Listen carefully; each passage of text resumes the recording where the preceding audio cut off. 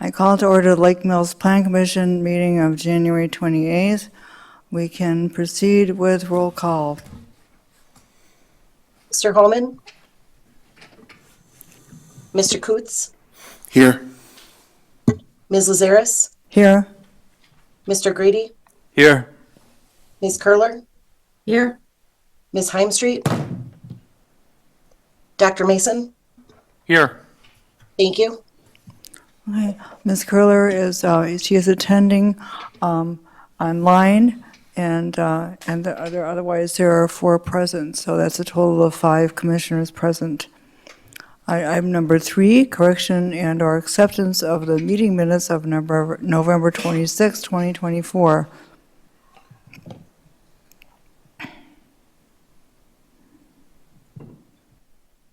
Are there any corrections? I'll move to approve. Okay. Second, Mason. Okay. It's been moved by Mr. Grady and seconded by Dr. Mason to approve the minutes of November 26th. Any discussion? Okay, in that case, then we'll proceed with the roll call vote on the minutes. Mr. Coots? Aye. Ms. Lazaris? Aye. Mr. Grady? Aye. Ms. Curler? Aye. Dr. Mason? Aye. Motion passes 5-0. All right. Item number 4, questions and public comment. The public may address the commission at this time regarding items on the agenda unless the item is the subject of a public hearing. If your comments pertain to a public hearing, please hold your comments until the hearing. We do have one public hearing this evening. Item number 5, conditional use request by Sal and Laura Miosi for filling and grading within 300 feet of the shoreline in a single-family residential R14 district with lakeshore residential overlay at 815 Ray Street. Public comment may also be made at this time when items are not on the agenda if you have registered with the city clerk before the meeting. The state's open meeting law discourages action by the commission on items not listed on the agenda. Please keep your comments limited to 3 minutes. State your name and address when starting your comments. Also fill out the sign-in sheet at the podium. For people online, please follow the Zoom link or the phone number listed on the Plan Commission agenda. Are there any public comments at this time? Anyone commenting online? All right. Hearing none, we proceed with item number 5. Public hearing, conditional use request from Sal and Laura Miosi for the purpose of filling and grading within 300 feet of the shoreline in the city of Lake Mills at 815 Ray Street, Lake Mills, Wisconsin, parcel number 2460713111340.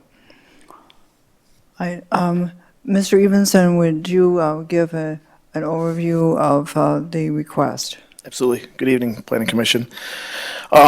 So this one, I'm sure you guys see there's a bunch of attachments to this one. We're trying to get as much information out there as possible. The petitioner here is looking to add a 300 square foot landscape brick patio to their backyard. They already have an existing patio back there.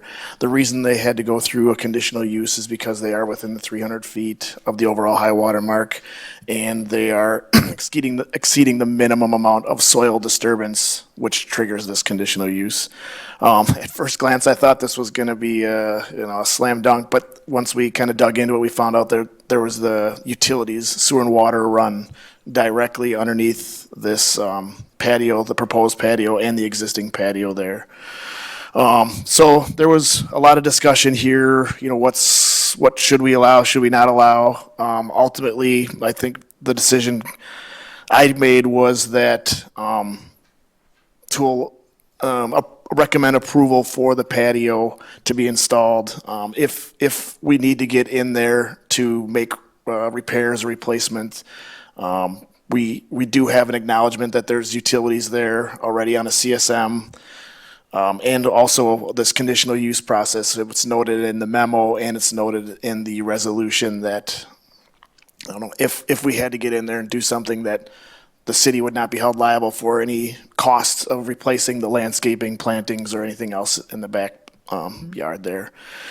I know in a perfect world we'd get an easement. I just feel like this project, it's patio block, you know, it's not a concrete slab, it's not a deck, it's not an addition over this. I felt like this felt like the path of least resistance for the property owners to me. So that's kind of how I went this route.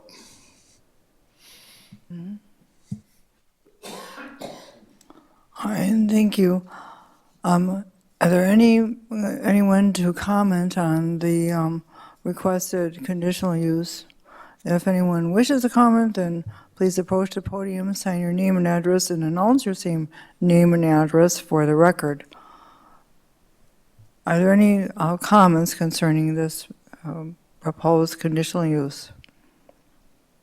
Does anyone wish to comment on this proposed conditional use? All right, hearing none, then we go on to item number 6, discussion recommendation, conditional use request from Sal and Laura Miosi for the purpose of filling and grading within 300 feet of the shoreline in the city of Lake Mills at 815 Ray Street, Lake Mills, Wisconsin, parcel number 2460713111340. And Commissioners, what you have in front of you is there's a prepared City Council resolution for which the Plan Commission will be providing its recommendation. The conditional use permit declarations and findings for petitioners Salvatore and Laura Miosi, Salvatore and Laura Miosi Trust, conditional use permit for excavation, fill, and grading within 300 feet of the shoreline of Rock Lake, 815 Ray Street, Lake Mills, Wisconsin, parcel number 2460713111340. This resolution does set forth the city's zoning authority under Wisconsin state statutes that the city code has certain requirements for conditional uses.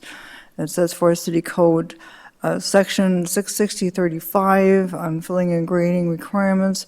The requested conditional use for filling and grading within 300 feet of the shoreline is set forth, the review by city staff, and tonight's public hearing and Plan Commission review. The resolution provides for a Plan Commission recommendation to approve the requested conditional use subject to 1, terms, conditions, and requirements provided in the staff memo. 2, compliance with applicable requirements of the City of Lake Mills Municipal Code. 3, compliance with all applicable state laws and regulations, administrative code, and local ordinances. 4, and this is important that Mr. Evenson brought up, the acknowledgement by the owners and the city of city-owned utilities under the existing and expanded patio, and that the city requires, that if the city requires utility repairs or replacement, the city would not be responsible for damage or repairs, replacement, or costs associated with the property owner's patio, landscaping, or plantings, or any other encroachments on said utilities, and the property owner assumes all risk, costs, and liability for any such damage or repairs, replacement, or costs associated therewith. The Plan Commission recommendation to approve also confirms the following findings. A, the conditional use will not be detrimental to or endanger the public safety, health, morals, comfort, or general welfare. B, the conditional use will not be injurious to the use and enjoyment of other property or substantially diminish and impair property values within the area. C, the conditional use maintains the desired consistency of land uses and will not cause undue impact to adjacent properties. D, the conditional use will not impede the normal and orderly development and improvement of surrounding property. E, no additional public infrastructure will be needed. F, adequate ingress and egress will be so designed as to minimize traffic congestion. G, the conditional use shall in all respects conform to the applicable regulations of the zoning district in which it is located. H, the conditional use is at its proposed location is in harmony with the purposes, goals, objectives, policies, and standards of the City of Lake Mills Comprehensive Plan. I, the potential public benefits of the conditional use outweigh any and all potential adverse impacts. So that is the prepared council resolution that the Plan Commission is being asked to make a recommendation on, whether you recommend yes for the resolution or whether you recommend no or you have a different recommendation, then yes or no. So, and any questions of staff?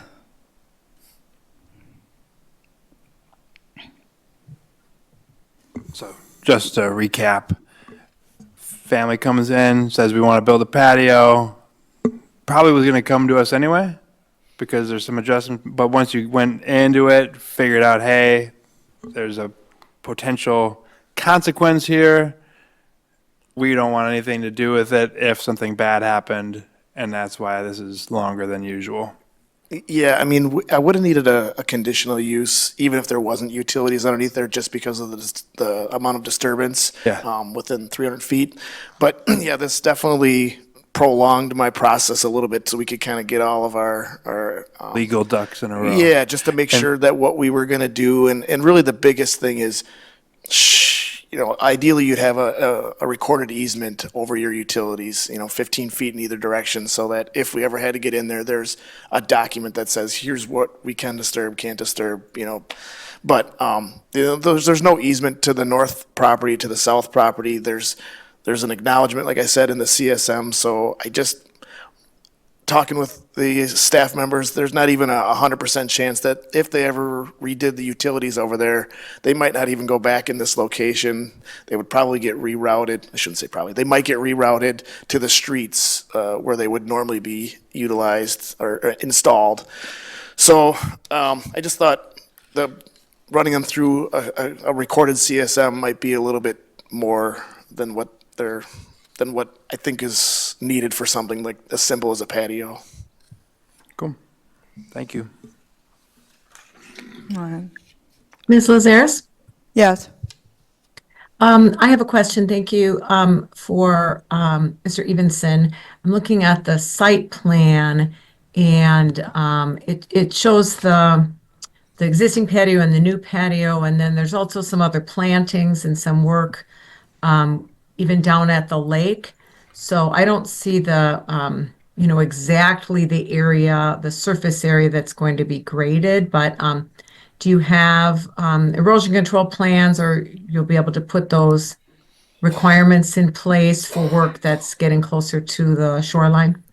Yeah, so if you look at the complete site plan that they submitted, they are doing a bunch of replantings. There's some repairs being done along the lake shore, and so I don't normally get a permit for replacement and repairs for existing like for like. The only reason I got a building permit and then the conditional use was for the 300 square foot addition of the patio. And if you look at the site plan, you'll see I don't have it right pulled up here, but remember it's like a darkened area that shows right next to the existing patio, and it's going to be the new patio area, and then there's a fire pit there. So that's really the only thing that I'm giving a permit for. The other stuff is just on their own maintenance and repair, and yeah, obviously I will require them to have the appropriate erosion control. That area where it's at, I walked back there, it's pretty flat, and it shouldn't be a huge deal for them to excavate this. Yeah, there you go. So on what I'll call the right side, it would be the north side of that existing patio is the part that they're getting a conditional use for. It's just a little bit darker than the existing patio. Okay, thank you. And just a quick follow-up then. I see some decorative panels, kind of walls. Those look like those are new as well. So those alone would not trigger the conditional use. Correct. It's really and I consider just the those, patio. it's not a fence, so it's not a structure, so I just consider those landscaping. I've done that before throughout the city when people kind of wanted to put up a trellis or some sort of shading area, but yeah, it didn't really fall into any of my building permit requirements. Okay, thank you.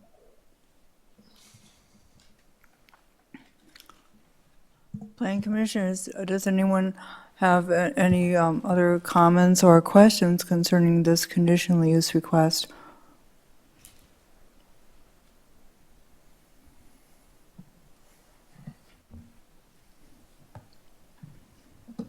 Is there anyone who wants to make a motion concerning this prepared city council resolution?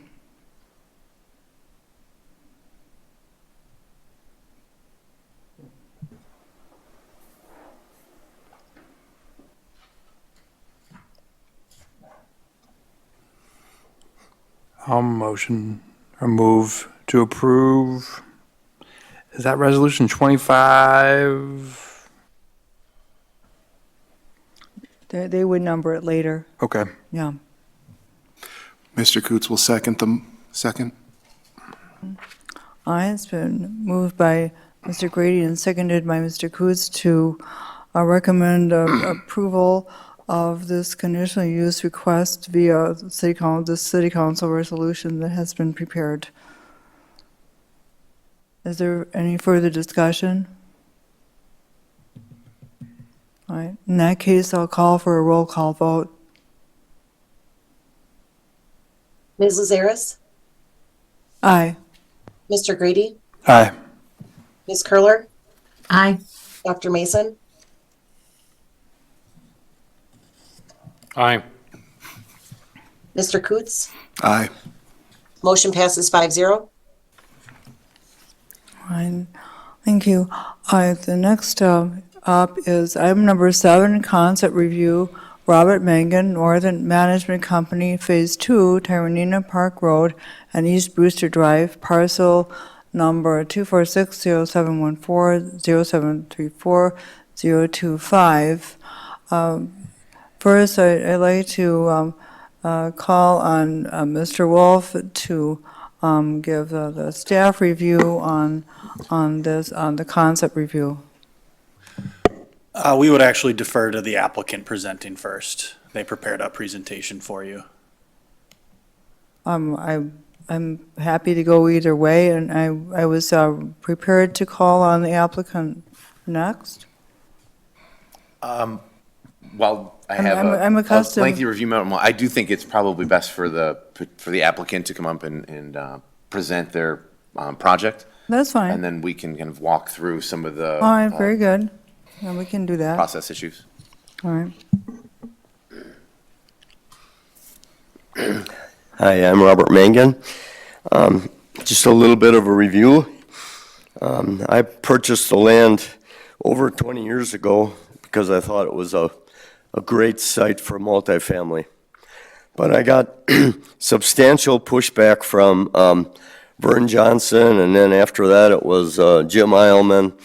And finally then Steve Wilkie came in, and, we worked together because I gave him an easement through my land to get over across I-94.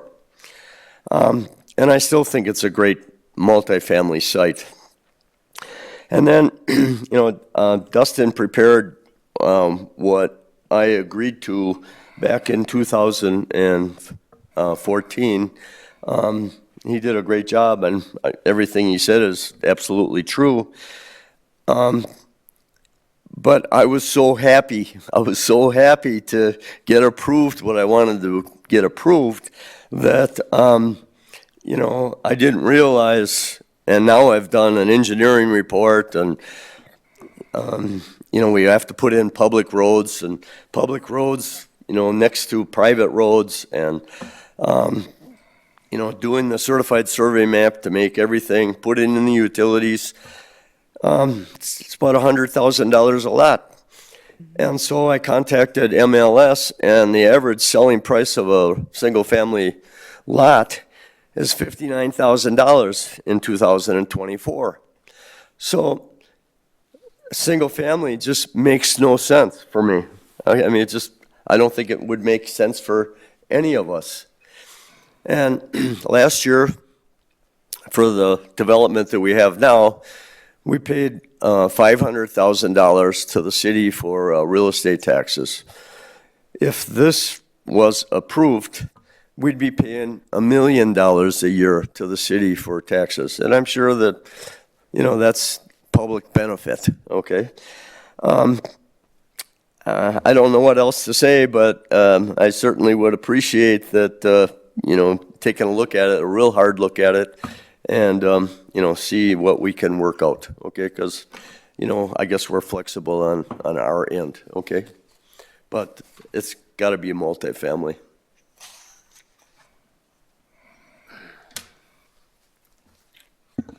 Thanks, Bob. I'm Chris Carr, Vice President of the Sigma Group. been here a couple times and glad to come here and bring forward some new ideas.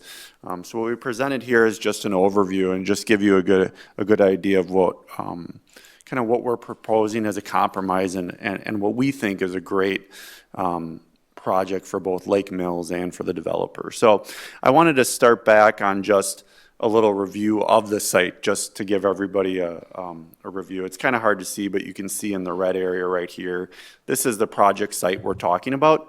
So when we talk about adjacent land uses, we've got the existing apartments to the north.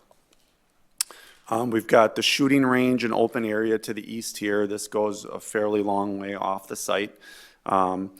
We do have some mixed single-family residential and multifamily. There are some duplexes over here also to the south and to the west. Some of it is Lake Mills, but a lot of the adjacent is also in the town. A couple other things that I kind of bring your attention to is there is this unpaved road that exists right now, and some of these residents are working over that, and that's where some of the utilities cut through.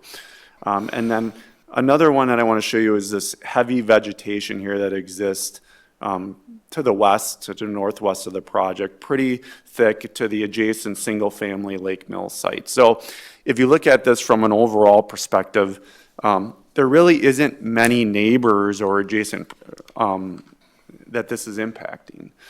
You can go to the next.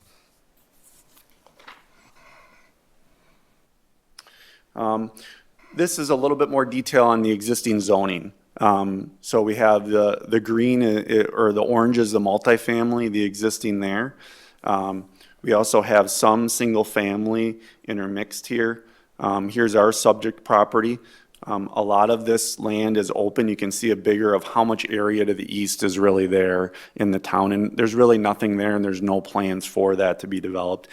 I also want to bring attention to the commission that there is some mixed multifamily and duplexes in here right now, and then a significant amount of industrial that exists to the west. So this isn't an area that's driven with single-family residents right now. It is really a mix of different zoning that happens.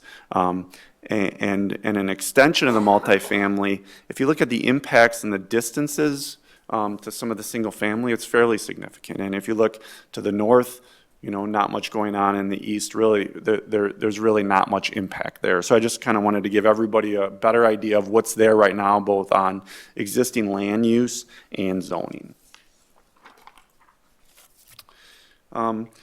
And I think that this is similar to the project that we had brought last time and maybe a little bit different, so I just want to give a little bit of a review.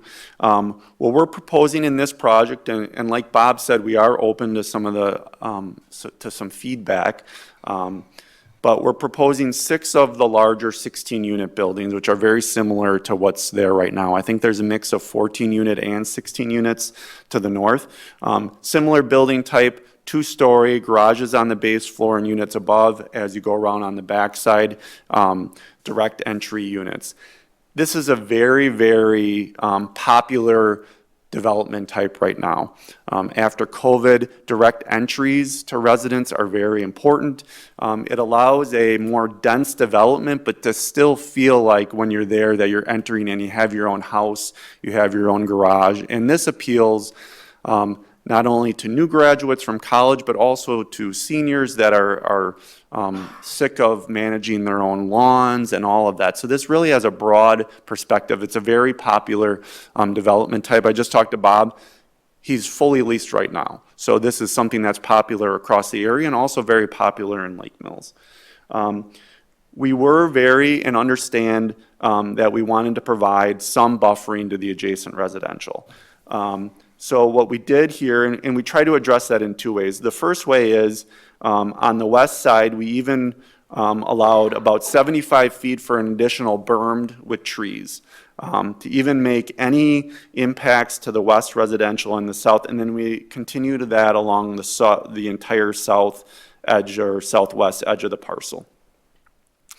To do the transition, we also brought in, which is defined in the memo you see in front of me about the missing middle, which is in the comprehensive plan. And we wanted to make sure that we were consistent with some of the feedback that we were hearing. This isn't something that Bob has developed a lot. His preference would be to do the bigger, but we're trying to provide a different type of housing option that does kind of talk about what Lake Mills is looking for. So we did provide those additional duplexes and triplexes. We're still open. I think the memo provides a lot of different options, and I think we are, as long as they're efficient, much more expensive to build, but we want to give Lake Mills some options. So we did that to really provide the only transition to the single family. For these people, they would really not feel a difference between our development compared to a single family. They're very similar. You could have a 3,500 square foot single family house that backs here. We also created a central green space. This is just a holding point, certainly open to amenities, to walking paths, to anything that the community might want that we could add into it.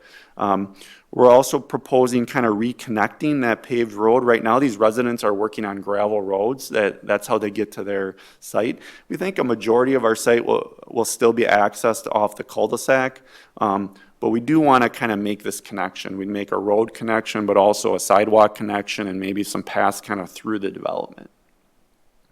And then we'd address stormwater management like any project. We're very lucky here as all the water is really going east, and we'll continue to do that. From a stormwater management perspective, this is really the high point of the site. The neighbors will have no impact. So this is just the generality of us trying to meet this missing middle, providing a different option of just, because that's what we've heard from the staff so far, and we're trying to be consistent with the comp plan. These are, we just went through some statistics here of comparing it to other multifamily.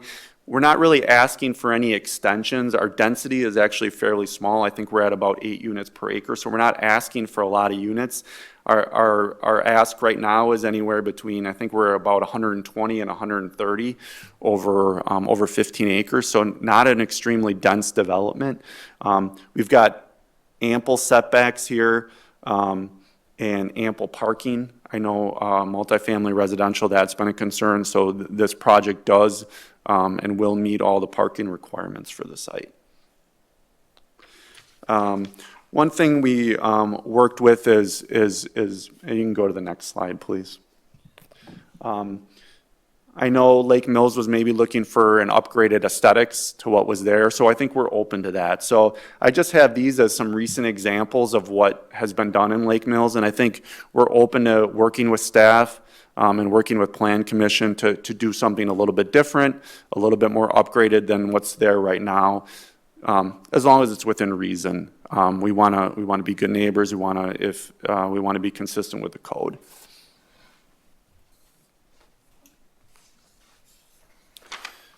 You can go to the next slide, please. We are aware of the 2040 comp plan. So we wanted to go through there and not just look at the mapping, but look at what it actually says. So we look closely at the land use goals and objectives. So I'll try to kind of go through all this, but these are all the goals and objectives that are listed in the comp plan.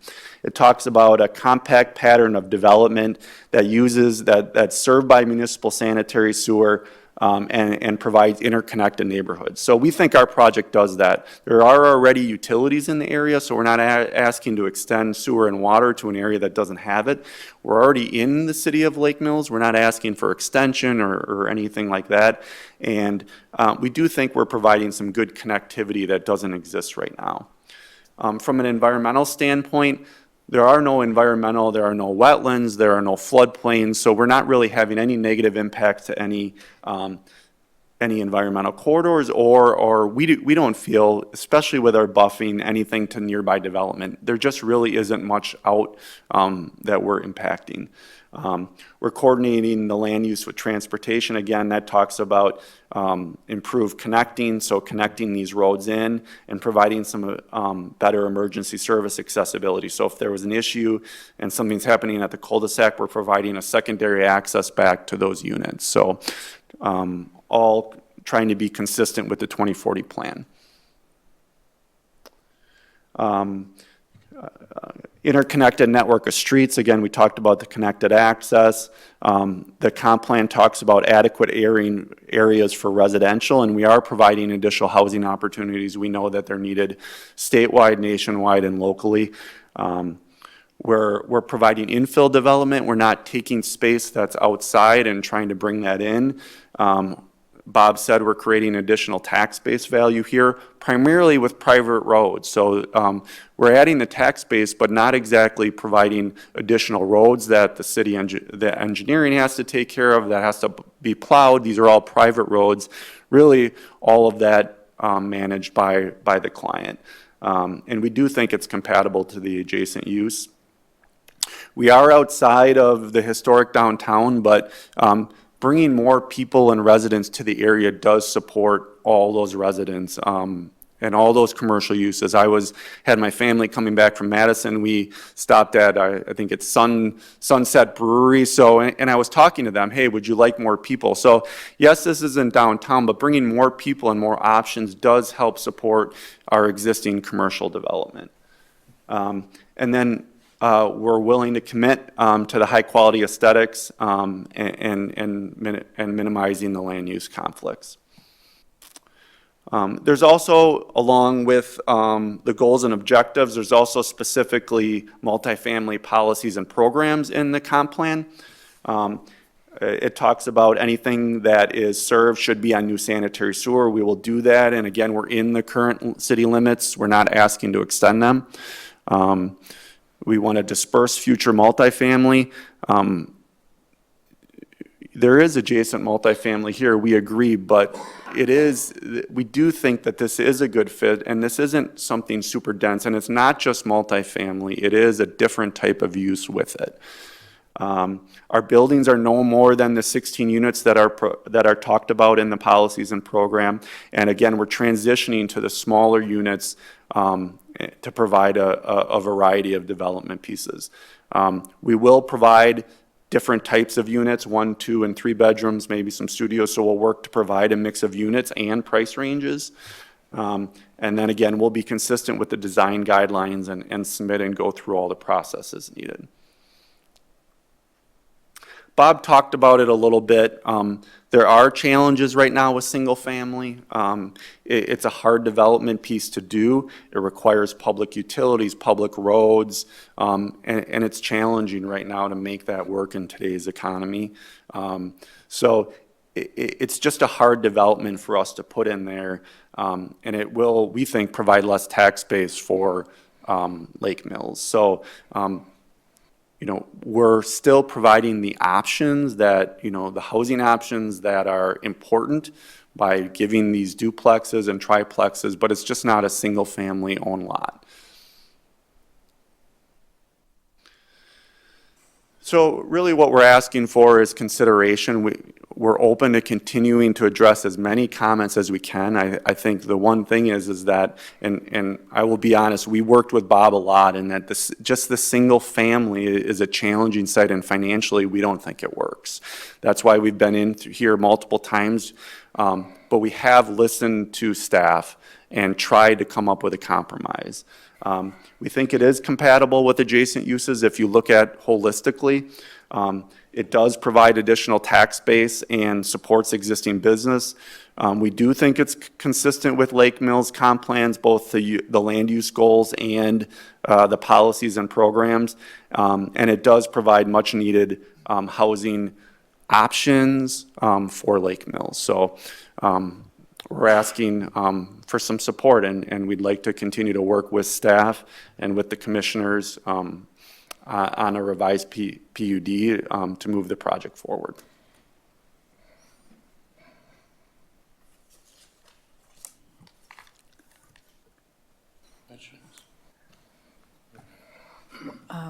I think we may have questions of you, but I think now I would like to hear from Mr. Wolf and your report on this request.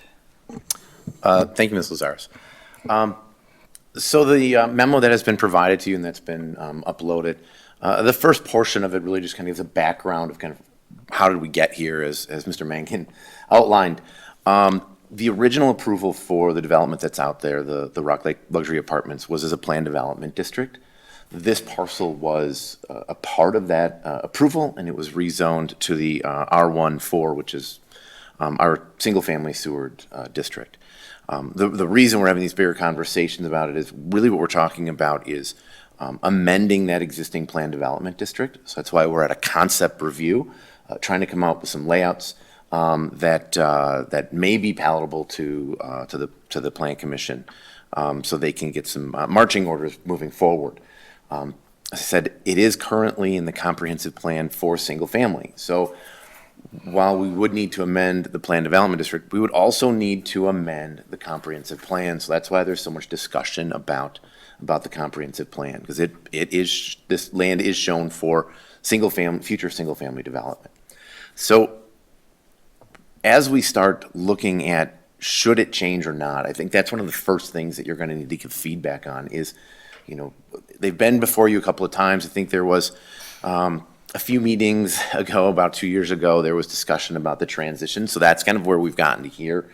But ultimately, I think you do need to leave them with the understanding of is pivoting from single family only to some single family or no single family, as they've talked about some of the financial concerns with trying to implement single family to varying degrees of multifamily development. I think you need to give them that feedback before they walk away from here, to see if that will be palatable to you.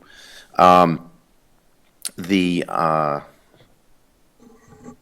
we said, the concept plan doesn't really have an action tonight. This is for engaging in conversation between the developers. So there's no formal approval tonight on anything, but you do want to give a certain comfort level to the applicant when they walk out of here on their proposal or some of the things that staff are suggesting here, so they know which direction to move in when this meeting ends.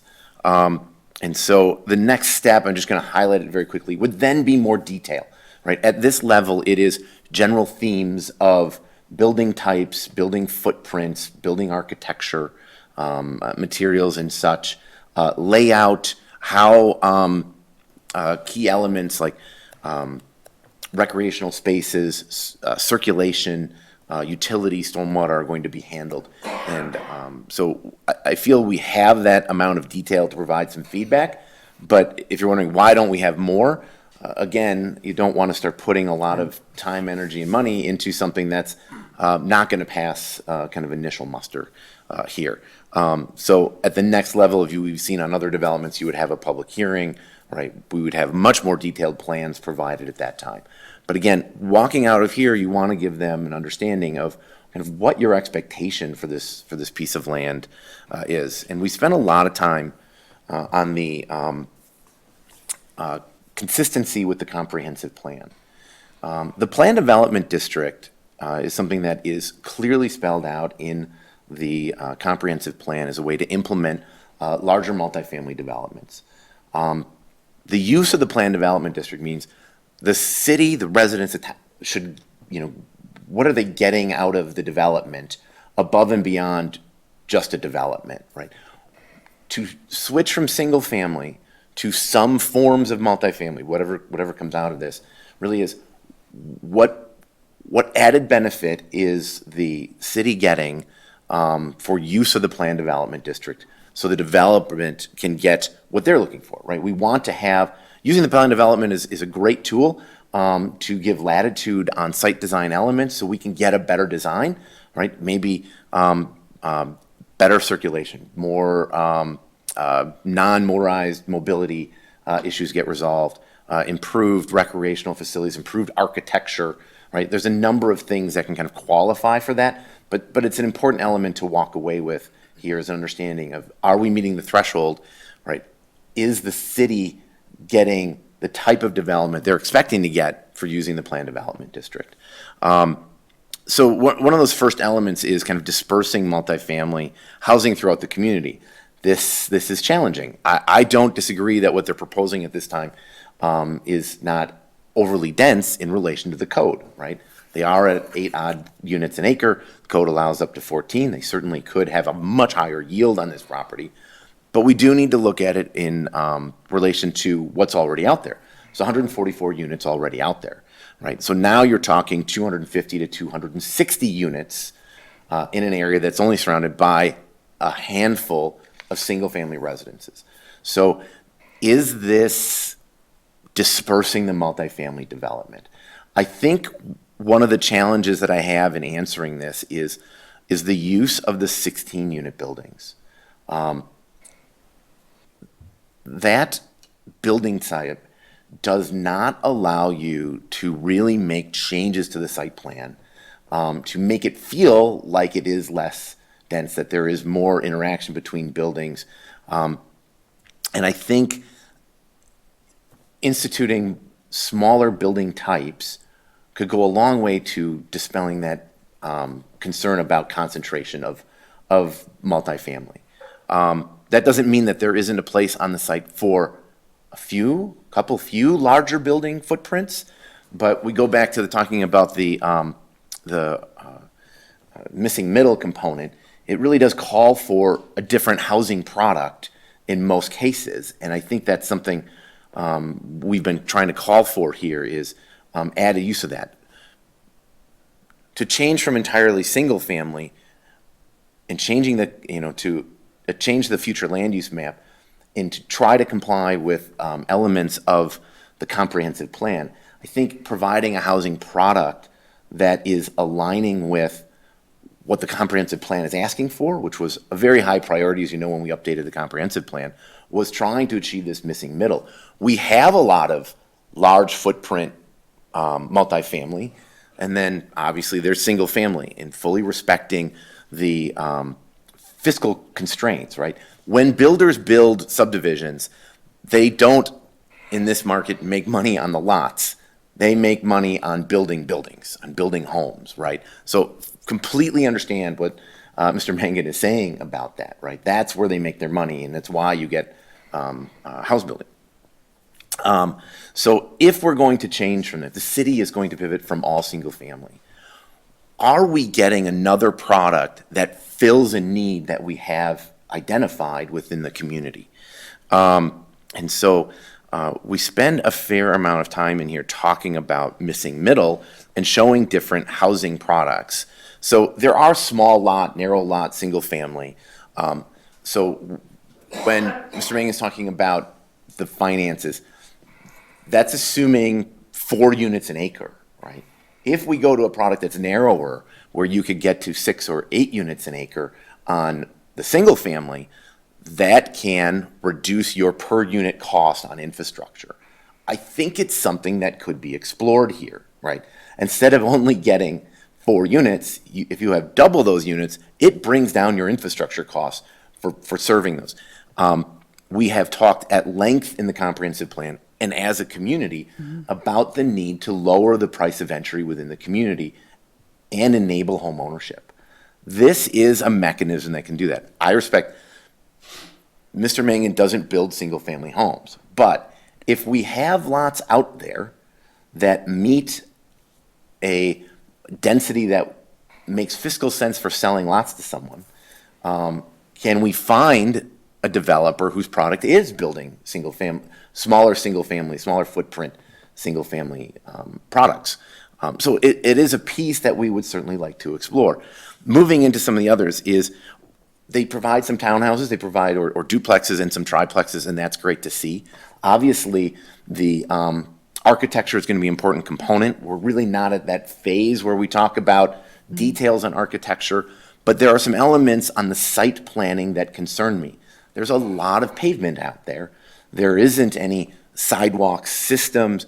I don't think we're creating kind of a neighborhood feel on the development that's been brought forward. I feel that we have created a series of access roads that get you to your garage as quickly as possible, but don't create kind of a cohesive neighborhood out there.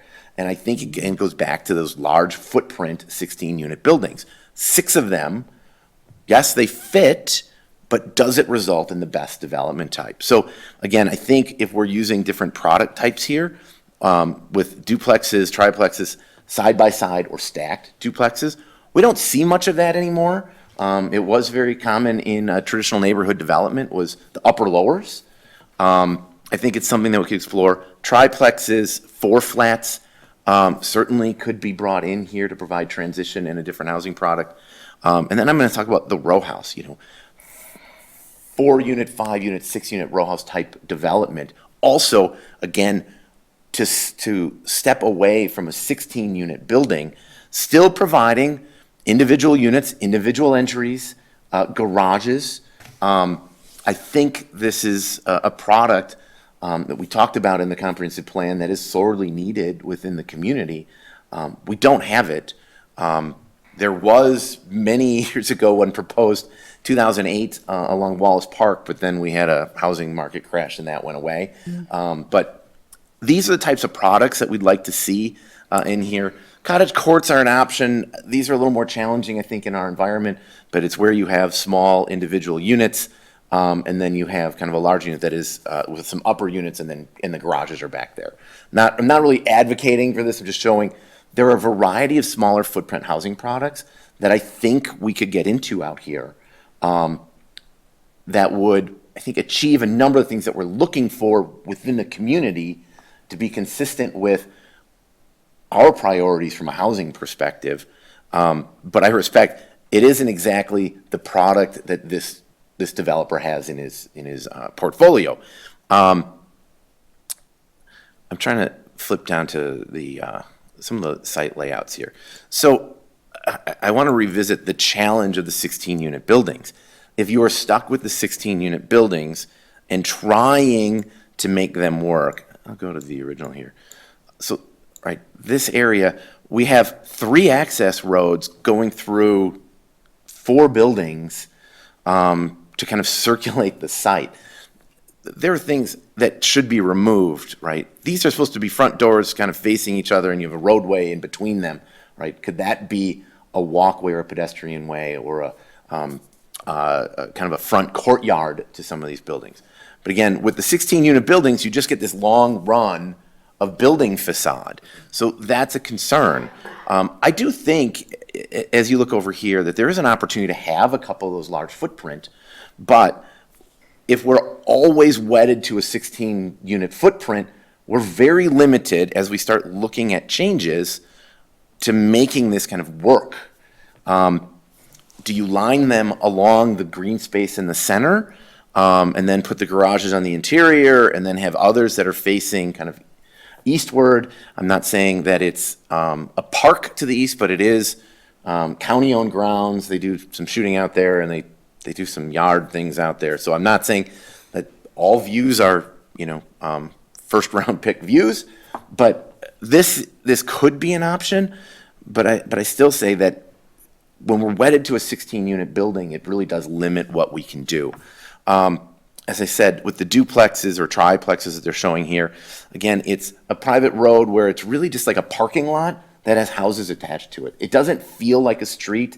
It doesn't have pedestrian amenities where people can, sit on front porches and walk down sidewalks and that type of stuff. If you're going to walk through this layout, you're walking in the same space that the cars are using.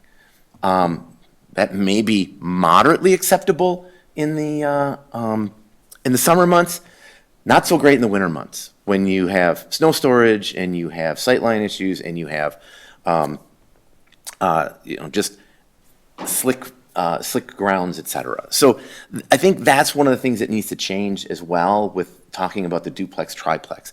I feel if we can get away from the 16-unit buildings and start looking at different combinations of building types from duplex triplex to 4s through 8s, I think it gives us a lot more design option here to potentially get to where we want to be from a housing priority perspective. I understand this is not this developer's specific portfolio, and that is certainly a hurdle that has to be evaluated. And again, looking at just kind of another layout when you have the 16-unit buildings, again, you get a lot of paved surface area. You have a lot of large runs between buildings. You don't really create cohesion between units. You're not really encouraging interaction between people within those units. It's a pull in your garage and go into your very nice apartment space, but we aren't really encouraging them to interact with one another. And that is something that we've prioritized within the comprehensive plan for multifamily developments. It's why we went to requiring the plan development district, so we can give them flexibility to try to achieve some of these kind of urban design ideals of creating a sense of place within the community. So again, do I think there is a way to get to something outside of single family if it doesn't fiscally work? Yes. Do I think we're there yet? No, I don't. But I do appreciate the Mr. Mangen and his consultants' willingness to try to work on coming up with something. We want them to be successful. We are not trying to recommend design improvements that are just costly and that don't result in a good housing product or don't result in profitability for the developer. His development that is out there now has been well maintained. Again, he has been a good builder in the community. But we're now at a point where we're talking about different housing products we need within our community. So going back to the request, should we change the comprehensive plan to allow something else? Staff's answer is yes, but. Yes, but it's got to align with what our other housing needs are within the community. And I didn't even mention, we have an overwhelming need for 55-plus housing. So if we're going to look at some larger footprint buildings, maybe they need to be oriented to 55-plus because we don't have much of that product in the community either, and that might be a great way to get there. Now, again, these are not things we've talked about with the developer. Maybe it's not something he really wants to look at is limiting, the age restricting his development. But again, there are in the plan a number of housing priorities that we've highlighted as a community, and I think we can get there. But from my perspective, that's the only way we should be changing from what's kind of on the books now. We have an overwhelming need for single family, and then again, we have an overwhelming need for other kind of missing middle housing types. So there are elements in the memo that talks about using the green space as a programmed congregating area. I go back to the statement of how are we getting people to engage with each other within this development, right? There should be, and that can come at a later phase, but we should send the developer the understanding of what the expectations are, that it should be a space where people are expected to congregate, right?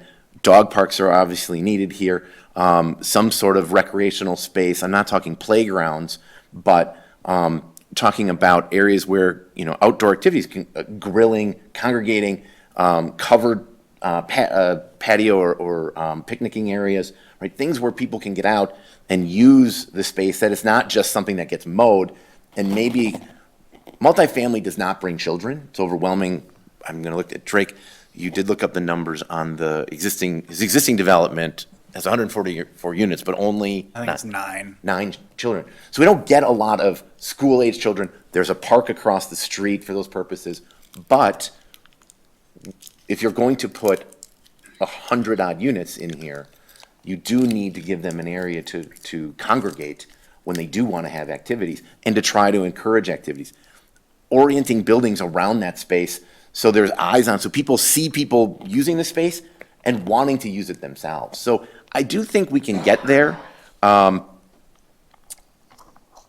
think we're moving in the right direction, but the recommendation we have here is really just providing some feedback to the developer from the Plan Commission's perspective on kind of where do you stand on these things about changing from single family, from appropriateness for multifamily, opinion of unit sizes and mixes and those types of things. So really the list that we provide is just kind of, I'll say a primer so you can provide some direction to them. But that's what we have for you tonight, and I'll certainly answer any questions. The only thing I'd add to that is, I guess, just to speak on the difficulties of single-family development. There's definitely a need for additional single-family housing in Lake Mills. If you've spoken to developers or people in economic development or people in that realm, you're not seeing as much as you used to. I think speaking to Lake Mills, that we have two main single-family home developments that have gone up, one Tyranena Point and then the Brookstone development.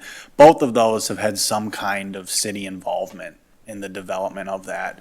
Tyranena Point had a TID component to it that extended infrastructure and made development viable. And then Brookstone, we have a 20-year-old unique partnership with the developer over there where we actually build the infrastructure, they waive their right to special assessment hearings, and then we get paid back at the sale of the lot. And so there are things the city has done to encourage single-family home development, but we have not seen large-scale single-family home development without public involvement. So that does speak to the difficulty. And as Dustin said, it's right now, gone are the days of a developer building a subdivision and selling lots to whatever builder you choose to build a home of your choice. What you see now is they obtain rights to the lot, and then they build the home, and then they make their profit off of the sale of the home. And so that is certainly what we've experienced here as well. So obviously there's been conversations about how to make single-family home development more affordable, and that's where we touch on smaller lot sizes. You can look at smaller, more narrow roads, things that reduce the infrastructure costs versus what we have typically seen in Lake Mills. And that's probably a conversation that we're going to continue to have. And so that's what you have to grapple with as far as this is slotted for single-family home development. That is still a need. The owner is telling you that it's not economically viable. Maybe there are solutions, something that could make it work. I don't know until we would look into that with more detail. But is there a multifamily option that would gain this commission's approval, achieve some kind of goal that you have in this area that would warrant a change of the plan to multifamily or some kind of housing product? Dustin mentioned 55 and older. That's something that came up a lot in the comprehensive plan discussions. It's something that we hear frequently, senior housing options. And then that missing middle, a variety of different unit sizes and types in order to accommodate different, filling different needs in the market. And so I guess the first question, as he said, you have to grapple with is, do you want to change from single family to multifamily? If you are open to changing to multifamily, what kind of multifamily are you looking at having? Planning commissioners, what are your thoughts as to what Mr. Daly has just posed to us? What are your thoughts on this matter?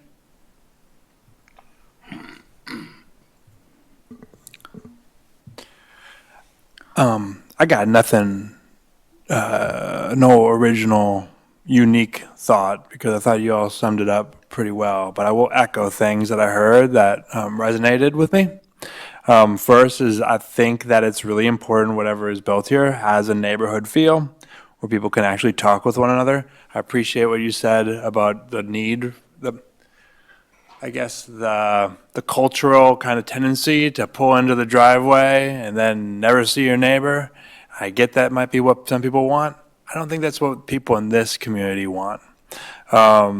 I think that piece of usable green space, again, something that's going to motivate a neighborhood feel. I love that. Duplexes, I could get on board with, maybe slightly larger.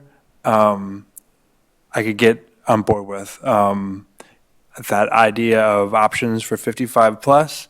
My parents just bought a home in Cottage Grove.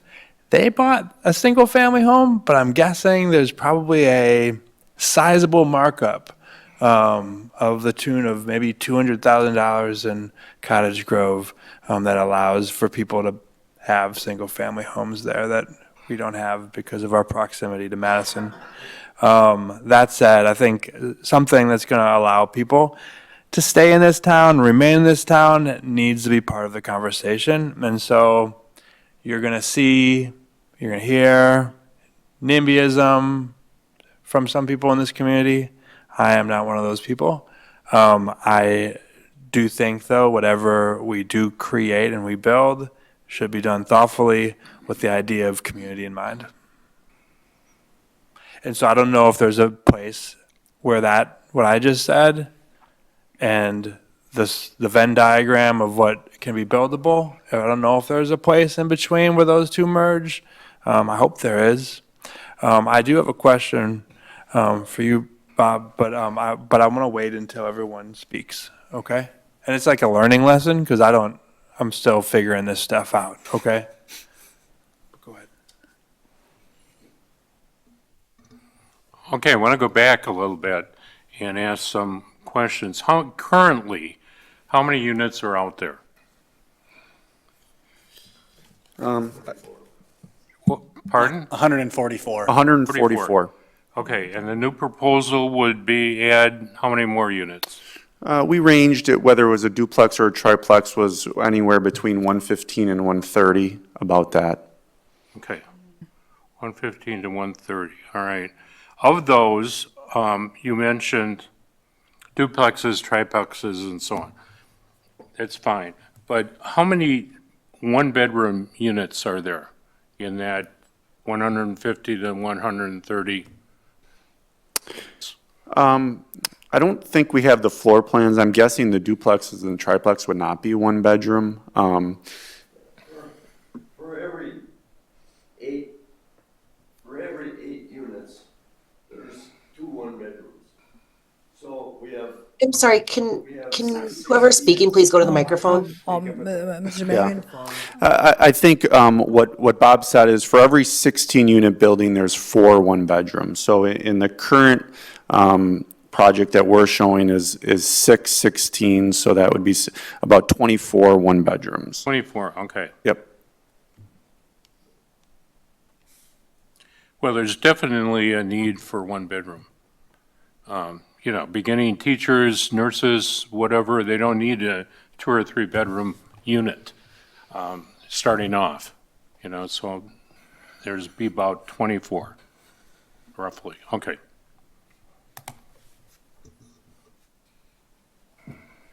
One nice thing about the 2 bedrooms, 2 bedroom, 2 bath. Mr. Mangen, You mind coming up we on can it? hear you, but the system won't be able to pick you up.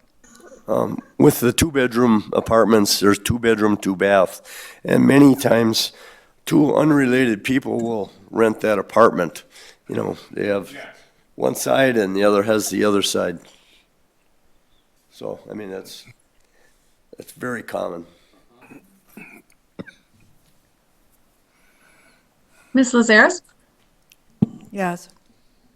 I Yes, have- Ms. Curler. Thank you. I have a couple questions and then some comments and feedback for the developer.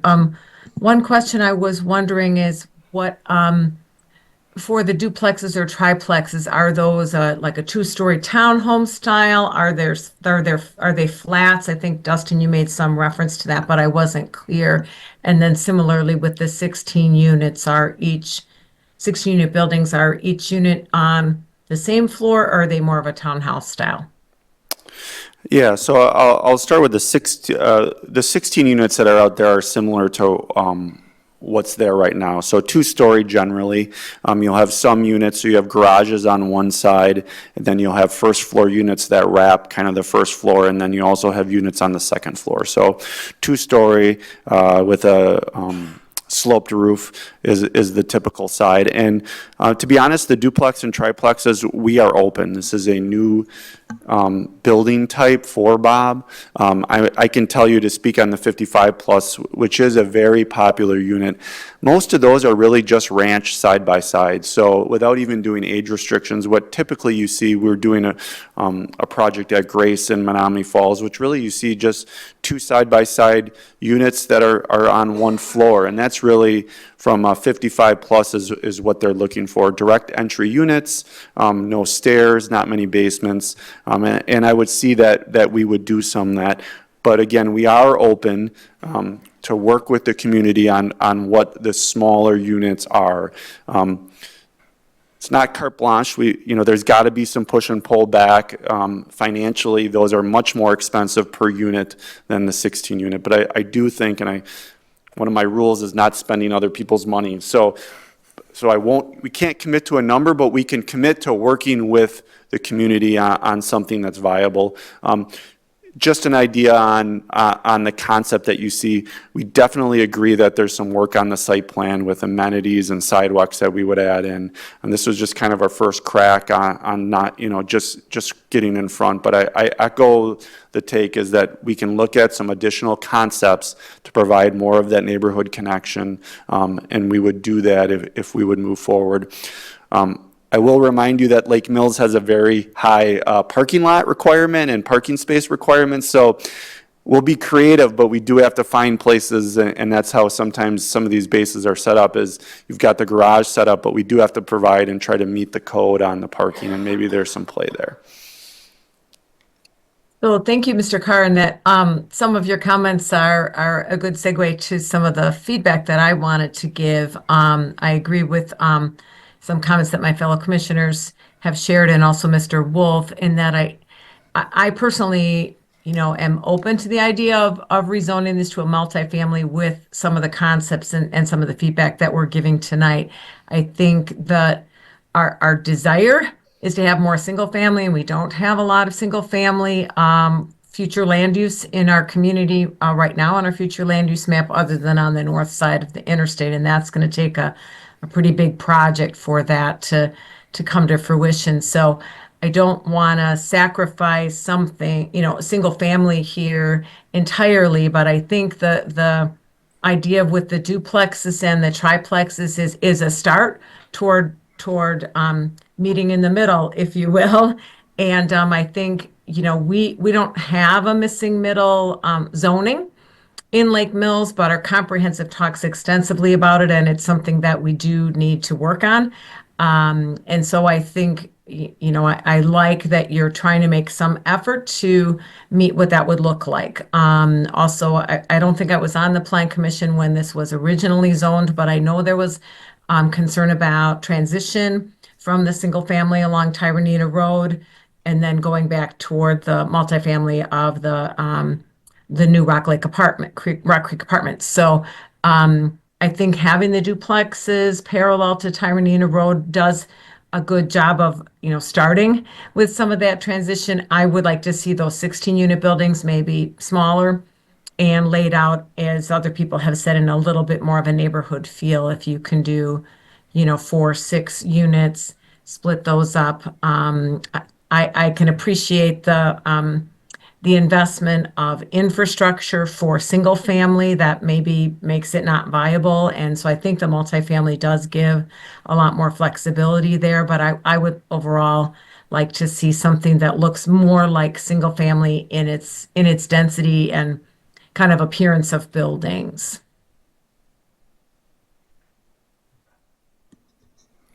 Mr. Wolf?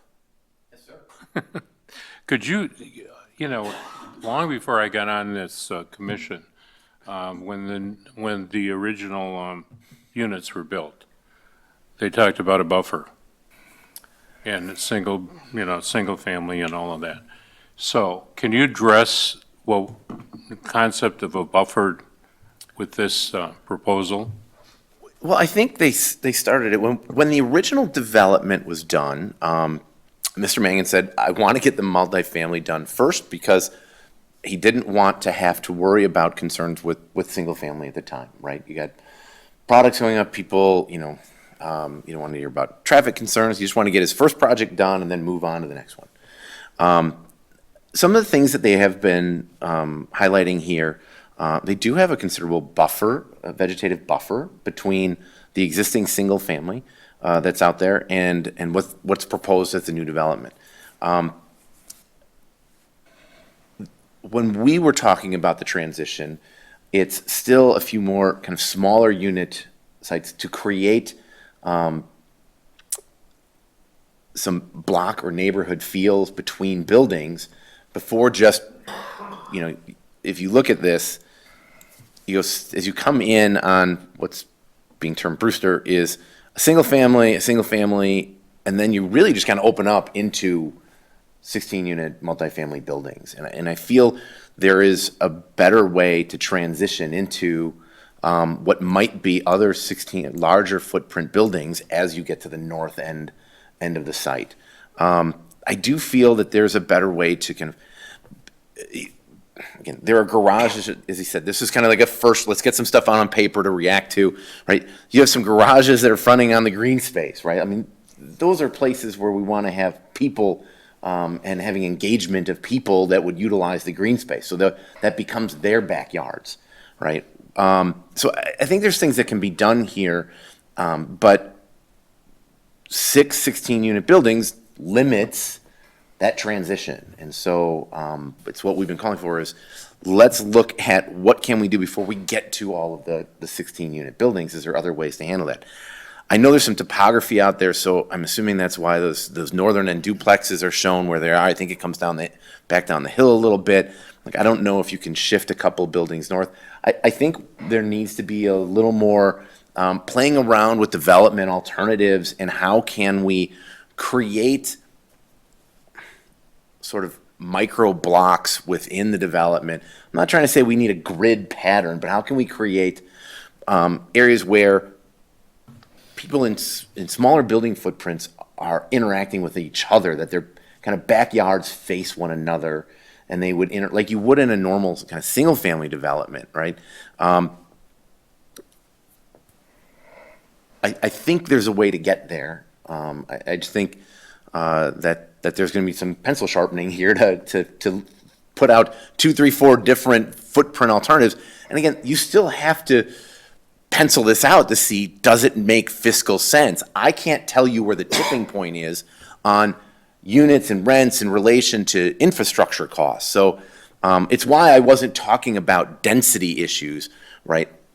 I think density sometimes gets looked at as a 4-letter word. I think there's sometimes just bad projects out there, and that's what people think of when they think of a dense project. I think there's a lot of opportunity here to meet the density needs to support the infrastructure that would have to go in, even though you'd have smaller building footprints on some of them. And again, I want to reiterate, I'm not saying we're throwing the entire design out. I just think that we can insert some other building types that fit other needs, that fit needs we've identified in the community, and still be profitable for the developer.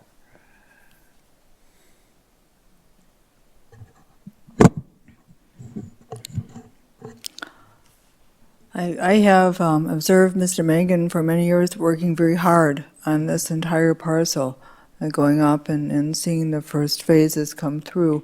And I do recall that I'm recalling 2006 and the initial concepts for having the high density and then drifting down to where it would be medium to lower density. Not necessarily just single-family homes, but medium to lower density as the whole thing drifted down, but starting at the top, which he did do.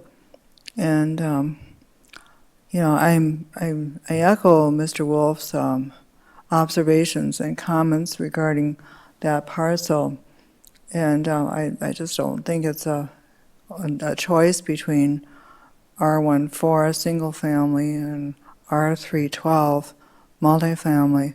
I think that there's opportunities for something that is in the middle, as it were. And we currently don't have an ideal zoning district for that. We only have vehicles that are available to us and would have to be a planned development district to make things work well and to make it worthwhile for a developer to pursue. So I would echo the comments and observations of Mr. Wolf, and I would not want to encourage a go ahead on the particular layout that has been presented, but on some type of intermediate layout if it's something, because I know that, Mr. Mangan, that is what you do. You do multifamily. That's what you do. And that's very good. Whether it's Mr. Mangan or someone else, I would just see that this as a more of an intermediate type of planned development district, where you're getting at going from a lower to higher density, but not as dense as we see for the large multifamily. But that's how I would view this whole property. So I'll just ask some specific questions of the Plan Commission just to help narrow down what kind of conversations we're going to have for the developer here. So is the commission open to entertaining a proposal that contains no single-family component? I for one, would be, because there are a number of products that would do well, and that have that same feeling, like townhouses have that. Of course, they're like this, but you still have the feeling of single family, and so the ones that have that feeling of single family are, I don't personally object to that. They don't have to be individual. They can. And then I guess on the other end of the spectrum of that, will the Plan Commission seriously entertain the incorporation, perhaps not what is shown there, but the incorporation of some larger footprint buildings like a 16 unit into the plan if it meets that goal of cascading to lower density as it nears the existing single family as we near Tyranena Road? Does that fit into the picture of a variety of housing types that the commission is looking to consider here, that those larger footprints get mixed in somehow with smaller footprint building types, and there's a variety of products, I guess, within this potential development? I just don't want to lead the developer into trying to put together something with 12, 14, 16 unit buildings if the commission is not open to something like that. I know I'm on this planning commission, but I'm still a volunteer and still figuring it out. But I would say 16 feels really big. What is it, 6 of them? Feels too many. It feels too many for me. It feels too many for this town. I would say that I would be open to 8, maybe, like 8 unit, and maybe several of them. But like you said, towards the back, not something that greets you out of the gate. But again, I don't know. I'm figuring it out, but I'll be open to it. Yeah. I'd be open to incorporating some of the larger buildings. When this was initially rezoned and the first phase went in, the idea of transition was important in this area, and that's come up before tonight. And I think that would be a key, is how the existing single-family homes on the highway there, how do we transition from the single-family back to the multifamily?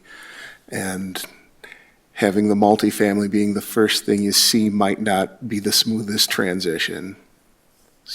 But yes, to answer your question, I would be willing to incorporate that to some degree, yeah. And to answer your first question, I'd be open to it, no single family as well, if that's part of the deal. I guess this is where my question comes in. You said something that stuck with me, like right out of the gate, and you said it very like I knew what you were talking about, but I didn't. And that's, you said each lot would be $59,000 is the average. And you were like, you wouldn't do that, and I'm not doing that. I have no idea why I wouldn't do that. Sorry, And just to so I guess clarify. I'm curious, The like, current average lot in Lake Mills, he said is 59,000. He said to develop out single-family housing based on the cost that he calculated, the per lot basis would be closer to $100,000. So it costs more to develop the lot than you could sell it for. oh, okay. So by developing and that's a very good point. Most single-family developers nowadays are developing the lots as break even if they're lucky and making the money on the house. It's just a very hard way to do things, right? So then what would you have to sell a single family for? Like, well, just to make money? I'd have to go much more in. I mean, most houses nowadays, even the smaller ones, sell for $600,000 on newer lots, even for starter homes in some communities. They're very expensive. There are ways, and I think you've talked about it, about really slimming down roads, making lots very small, high density, that there are some ways that people are getting into houses in the 300-400 range, but it usually comes with some help from the community, which we're not asking for on our project, and some relaxation from typical codes to build a house. You can, so that's. All right, so I guess that's why I'm at, it's kind of a leading question too, because I just wanted it to be heard from people who are going to listen to this recorded, or people who are listening to live, that like, that option isn't so much an option right now.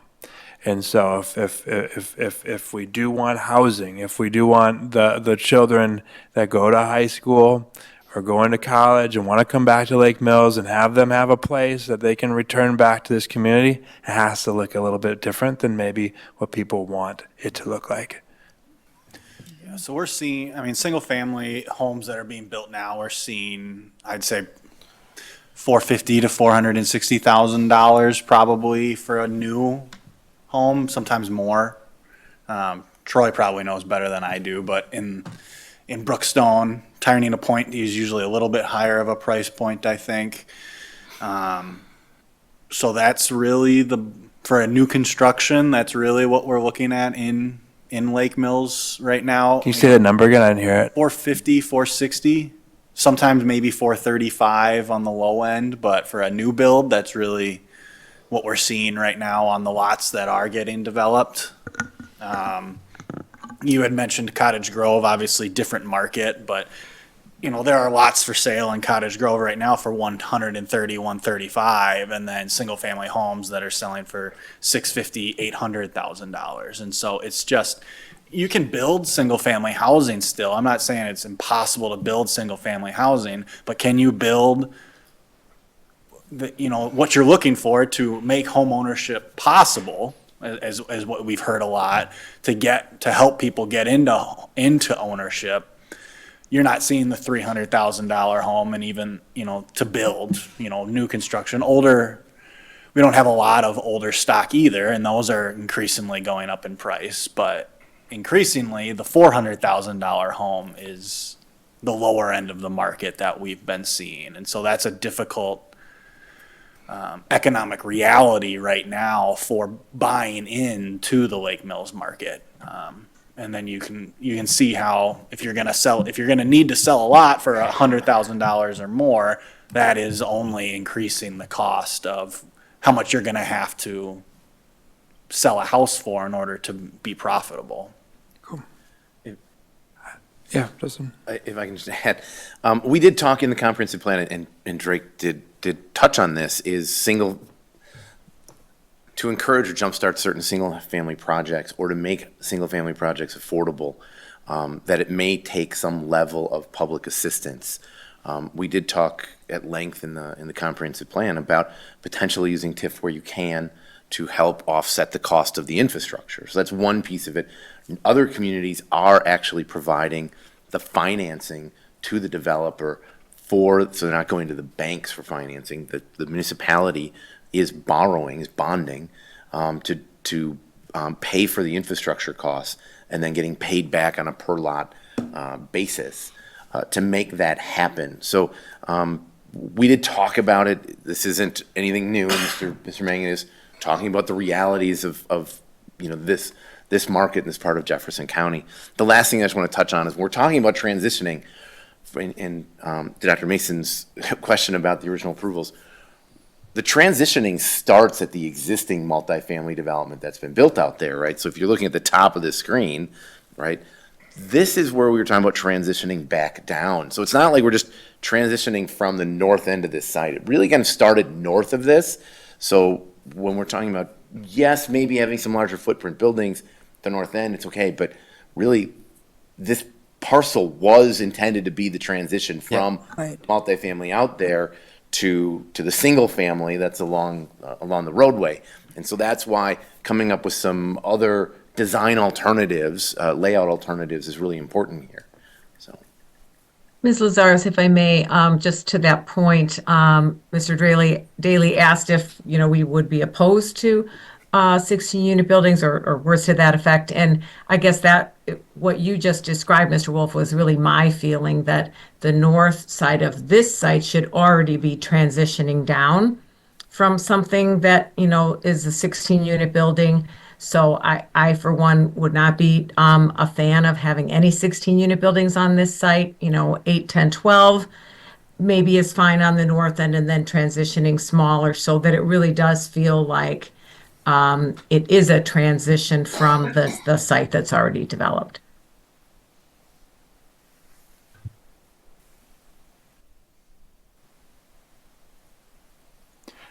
I have a question too. And this might be in the weeds and maybe it's irrelevant, but when you create apartments, these are apartments, right? Not condos.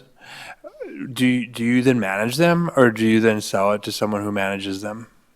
Yeah, Bob can speak, but I believe he manages and doesn't sell them, really, just mostly owns and manages them, so it's not a flip situation. Yeah. Typically, everything that we managed, somebody in our company owned until last year.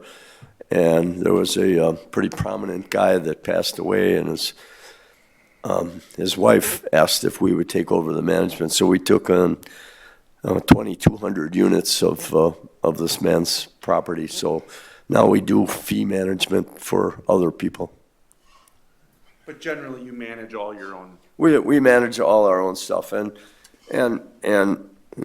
I have 8 asset managers, and there's a transformation of an asset manager. Once they become an owner, they'll walk 5 blocks to save a quarter on a roll of toilet paper. I mean, it's like they, they're engaged. They're cost conscious, and that's why we have such a nice property out there.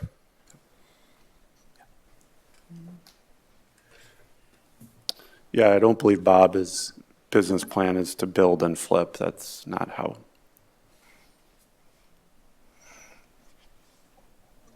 So what's the next step then? The next step is taking feedback that you've stated tonight and trying, staff working with the developer to see if we can come up with something that's met the goals that you've laid out that's also viable for them, and then bringing it back to you for 2 different approvals, an amendment to the PDD and an amendment to the comprehensive plan. The Plan Commission will have decision-making authority on something like this, because to amend the comprehensive plan takes both Plan Commission and City Council approval. So you will not only be a recommending body in the approval of this. You will have, if you say no, it stops there. It doesn't make it to the City Council if you don't amend the comprehensive plan. So those are the 2 steps next for you: is an amendment to the PDD, the public hearings that come with that, and an amendment to the comprehensive plan, which also has a public hearing component. So it sounds like there may be a path forward. We have to try and work out some details with the developer, but that there may be options ahead in order to bring this back to you for formal consideration.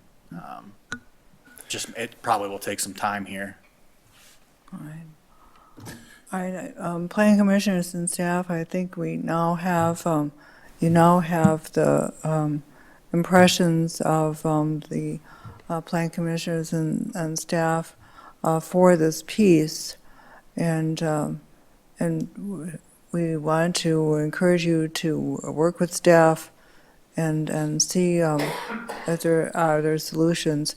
I kind of look at it and I think it's kind of like a gateway to a mixed residential property.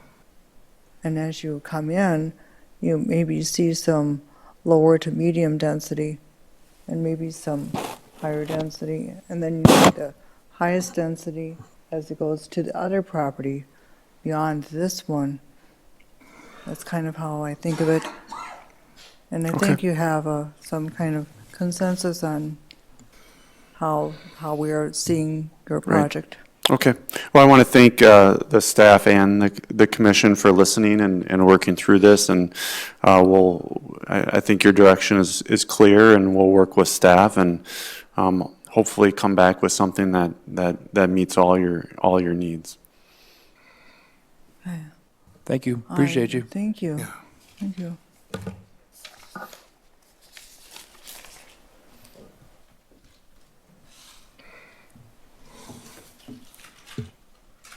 All right, our next item is item number 8, future agendas. Is there anything that staff wants to say about the future agendas? Oh, Ms. Curler, is there anything you would like to say about the future agendas?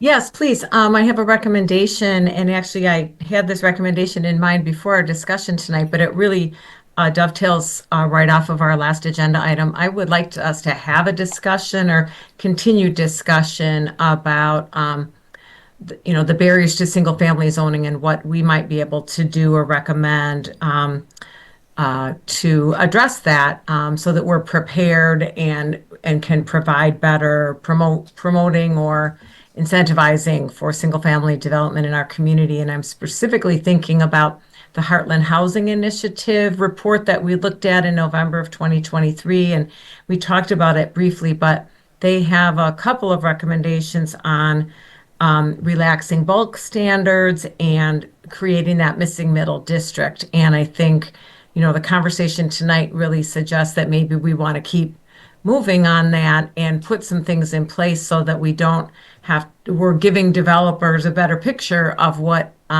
we'll approve without having to always have the case-by-case conversations. And so that's just something I'm hoping maybe Dustin or other staff would be willing to put together, some ideas, and I'd be happy to contribute for things that we could discuss and see what we might want to recommend as a commission for potential ordinance changes. I thank you, Ms. Curl. I like that. I like your idea about that because, I think we're seeing since we did the comprehensive plan and we finished the last zoning code amendment, things have been evolving faster, and we need to revisit these housing issues and opportunities.